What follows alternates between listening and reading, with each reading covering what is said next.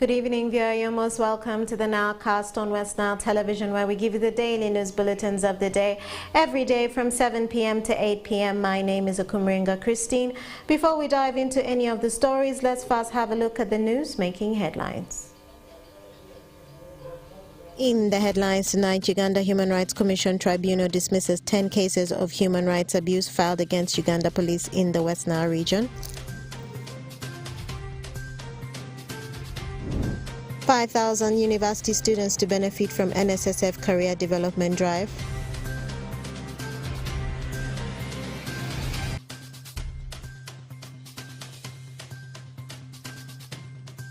And State Minister Agnes Nandutu of Karamoja Affairs surrenders to police amidst investigations.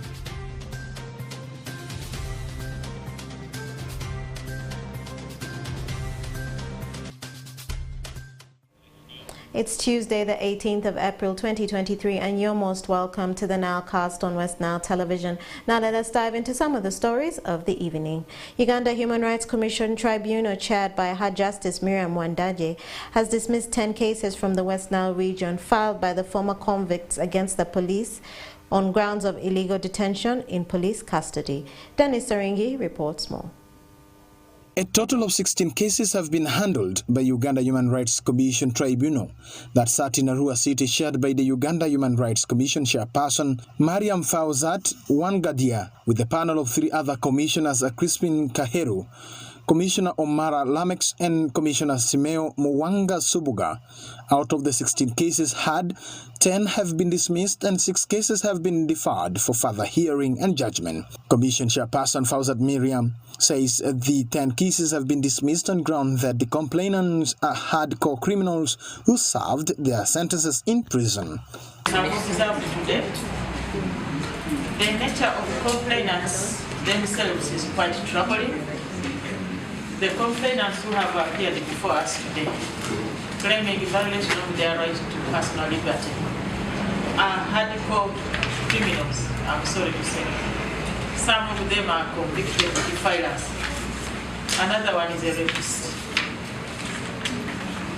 So, as you've been following, I have been dismissing them.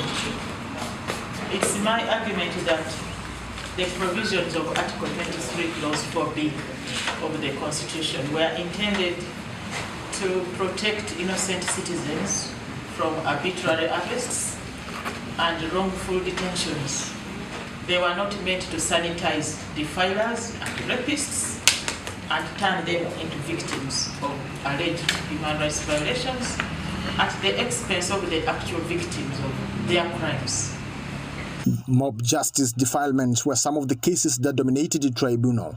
Fawzat says that the people should desist from mob justice, saying it is rather mob injustice and should not be tolerated in the community. I want to say, as a commission, we condemn so-called mob justice. Mob justice is not justice. It is mob injustice in that people are attacked and beaten and lynched, and sometimes they could be innocent. Even if they were not innocent, lynching is actually deeming somebody, assuming somebody is guilty. You immediately carry out the sentence, a sentence of death. We condemn that. Majority of the complainants who reported their cases had sued police on ground of unlawful detention, which Fawzat argues that it has not been because of the detention that they were kept beyond 48 hours. Some of the complainants would have been lynched by mob, and she advises members of the public to always understand why police detain people beyond 48 hours and that it does not make sense to sue someone who saved your life. The frustration is these same people who have been rescued by police turn around and sue the police for wrongful detention. I've had a case here today of somebody who was attacked and beaten badly for stealing cattle. The police detained him for 12 days. Mark Yuhi was arrested and handed over to police by the Oil Swan chairman. And he himself said today that had he not to be detained for his own safety, had he to be released earlier, he would have been lynched. So that is what frustrates us sometimes. Why turn around and sue somebody who has rescued him? Some of the cases handled in the 2 days tribunal hearing in Arua have stayed for over 10 years without being resolved, in which the Uganda Human Rights Chairperson says it is due to some of the challenges the Commission faces, ranging from finance to support the Commission and lack of quorum to handle the matters. Some of the cases we are here today date back as early as 2012, more than 10 years back.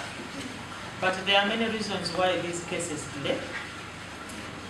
One has to do with resources. We rely heavily on hearing these cases, on money given to us by the Justice, Law and Order Sector Secretariat. And when that money is not available, we cannot convene tribunal sessions. But also we've had changes at the Commission. At one time, the chairperson of the Commission died. I think that was in 2019.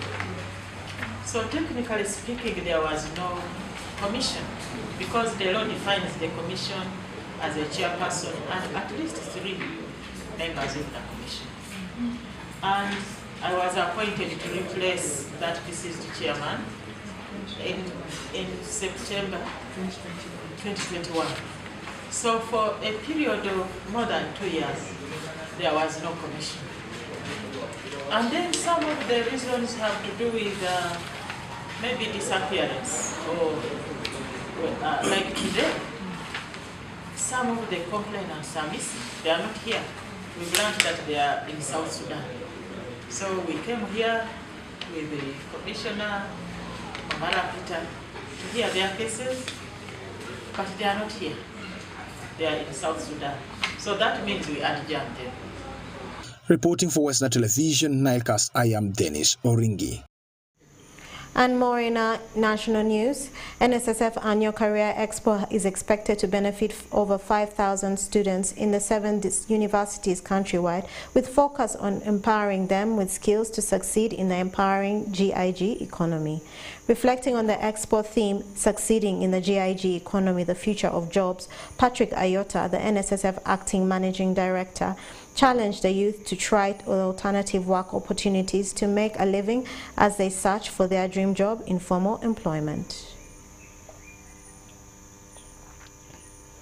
And to end our Nilecast for the evening, Agnes Nandutu, the State Minister for Karamoja Affairs, has reportedly handed over herself to police, according to security sources.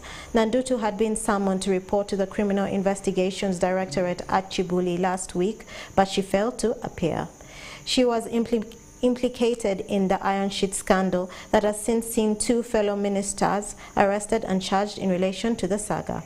The report is expected to shed light on the scandal that has implicated the Vice President Jessica Alupo, Speaker of Parliament Anita Among, Prime Minister Robina Nabanja, 22 other ministers, 30+ MPs and several officials.